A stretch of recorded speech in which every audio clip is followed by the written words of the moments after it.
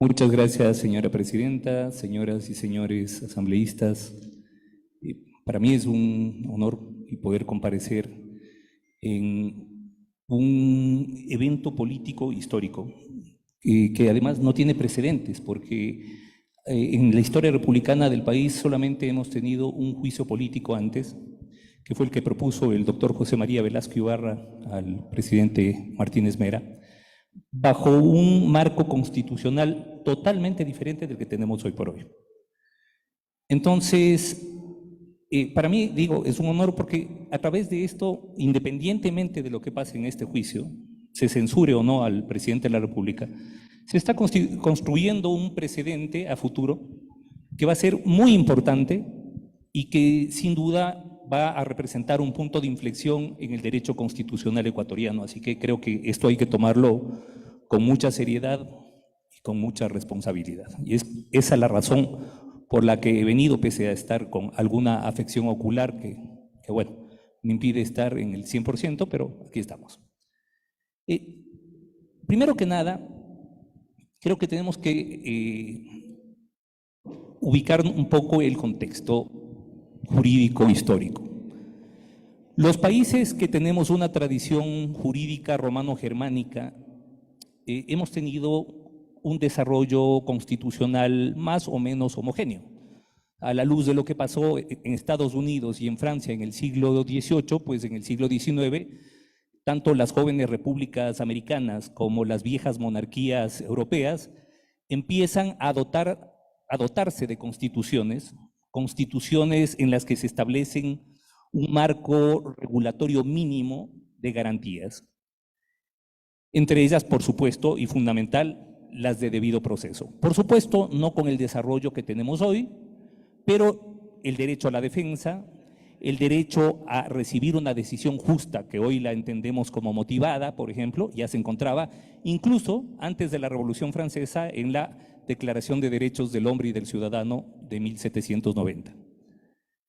Posteriormente, en el siglo XX, después de la Segunda Guerra Mundial, después de la constatación de los horrores producidos en materia de derechos humanos, pues se produce una serie de cambios en las constituciones, primero en las europeas y luego en las americanas, dentro de una corriente que hoy por hoy, más que corriente conceptual, la entendemos como un espacio de tiempo, nos referimos al neoconstitucionalismo.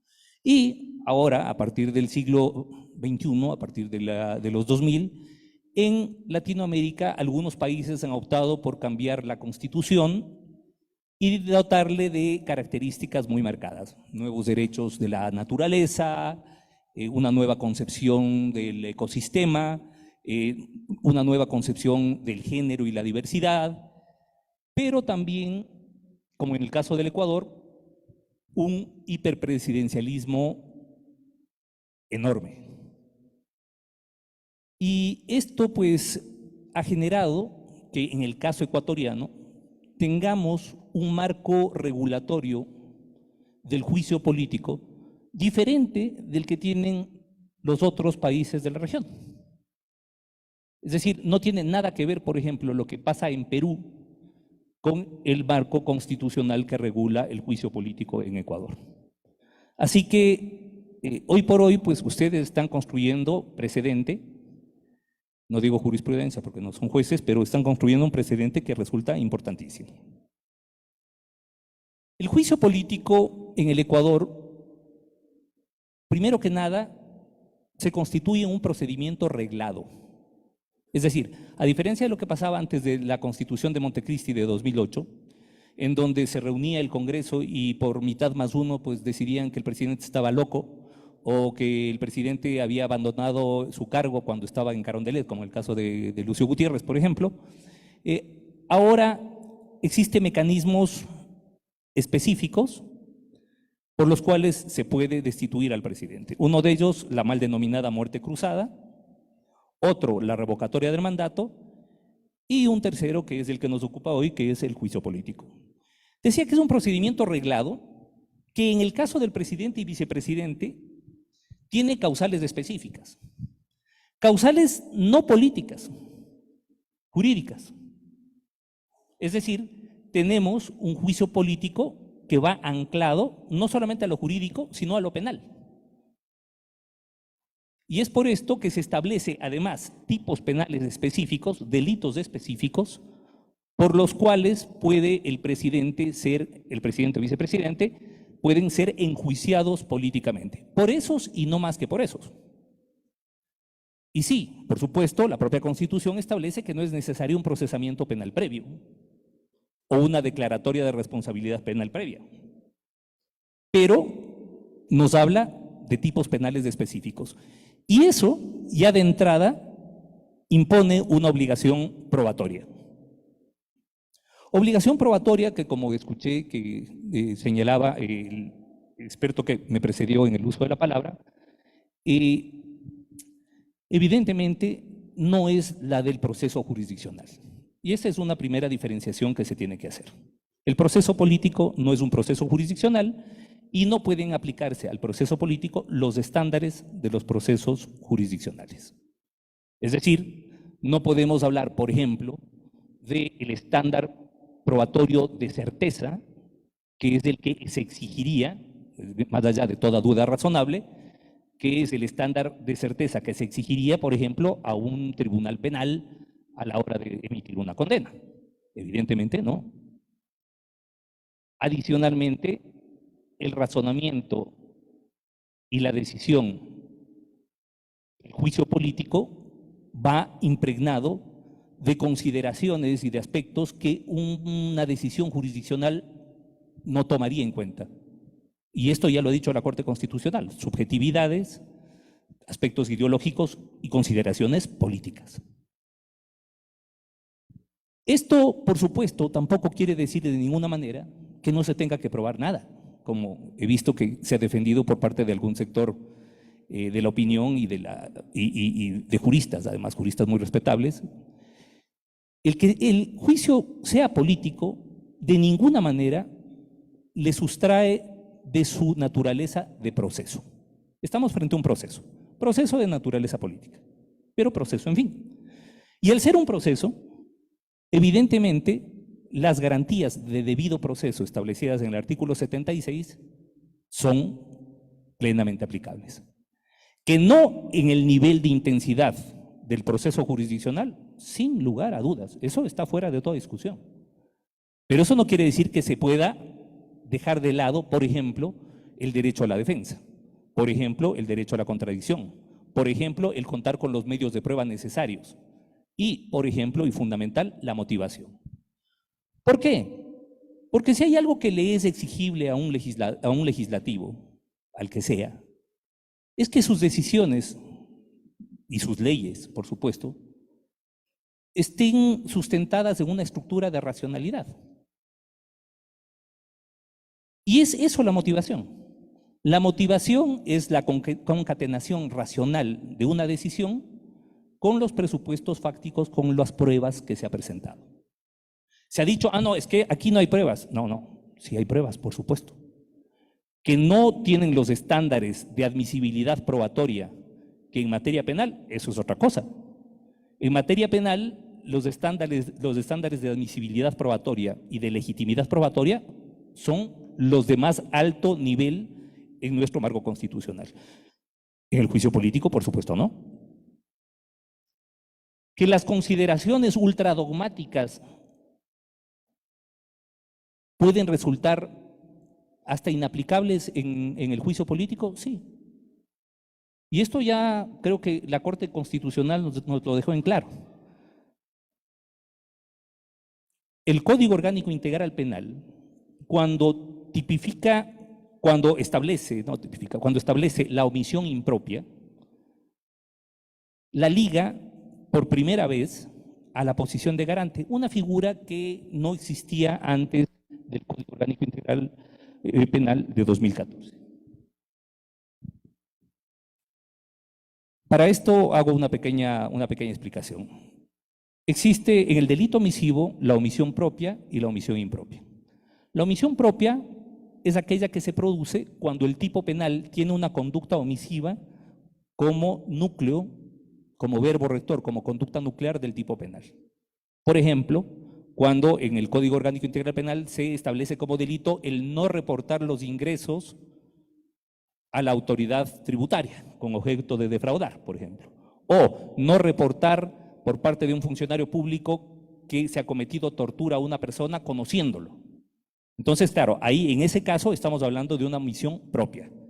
¿Por qué? Porque la conducta omisiva es la conducta núcleo del tipo penal. Pero en muchos casos, en la mayoría de los casos, la omisión se construye desde delitos diseñados para la conducta activa, para la acción. Por ejemplo, quien quitare la vida. ¿Se puede matar por omisión? Sí, por supuesto, puede haber un homicidio por omisión. Si yo estoy a cargo de una persona, digamos, si yo soy enfermero y estoy a cargo de una persona insulino dependiente y no le suministro la insulina que debo en el momento que se debe, y esa persona se lesiona o muere, yo puedo ser imputado por lesiones o muerte, homicidio, por omisión. Eso se llama omisión impropia. Por un defecto técnico del legislador que yo mismo advertí en su momento en los debates que se hacían entre el año 2012 y 2014 del Código Orgánico Integral Penal, y se les dijo que no tenía sentido al momento de diseñar la omisión que lo restrinjan a los bienes jurídicos de vida, libertad e integridad personal. ¿Por qué? Porque se está dejando bienes jurídicos importantísimos como patrimonio, como indemnidad sexual, como la propia administración pública ha descubierto respecto de las conductas omisivas que se pudieran cometer. En otras palabras, jurídicamente resulta desde lo penal de imposible imputación, por decirlo así de alguna manera, la omisión en los delitos contra la administración pública por la forma en que está diseñada el delito omisivo en el Código Orgánico Integral Penal. Sin embargo, ojo, o sea, esta consideración que es de dogmática, que es de teoría del delito, la Corte Constitucional la pasó por alto. Asimismo, como todos estamos a la expectativa de qué es lo que va a hacer la Asamblea en este caso, todos estuvimos muy a la expectativa de qué iba a hacer la Corte Constitucional en el dictamen de admisibilidad.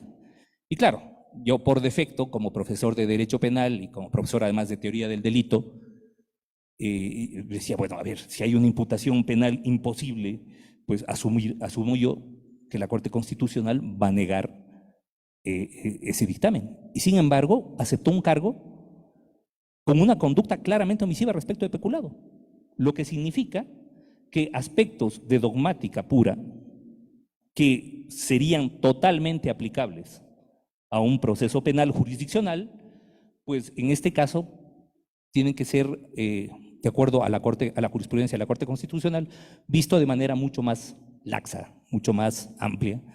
Es decir, si después de este juicio se destituye al presidente Lasso y con esta destitución van donde la fiscal para que procese penalmente al presidente Lasso, no sería nada extraño que la fiscal diga, no puedo procesar. ¿Por qué? Porque desde lo penal resulta imposible imputar penalmente por peculado por omisión. Sin embargo, la Corte Constitucional sí permitió que se discuta el peculado por omisión en sede política. Entonces, eso hay que, es decir, a nosotros nos han invitado, o al menos a mí me han invitado como testigo experto. Yo no soy defensor de nadie, y creo que eso está claro de mi exposición. Las cosas no digo como son, porque no soy dueño de la verdad, pero como yo al menos las veo. Entonces, yo creo que en este caso, una decisión no arbitraria, una decisión racional de parte de la Asamblea, tiene que ser aquella que pueda establecer estándares a futuro de juzgamiento político sin salir de lo jurídico y sin caer en lo jurisdiccional.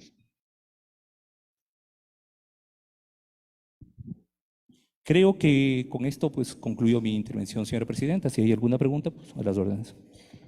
Gracias, doctor García. ¿Los solicitantes tienen preguntas?